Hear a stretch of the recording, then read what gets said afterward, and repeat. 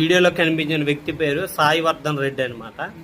ఈయన గతంలో కరంగినేమాల వెయ్యక ముందు చాలా అనేక రకమైన కష్టాలను అనుభవించేవాడు, అనేకమైన బాధల్ని పడ్డేవాడు అనమాట.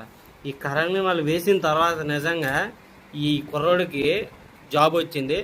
నెలకి 1,50,000 జీతం వస్తుంది. బోనస్ కూడా వచ్చింది.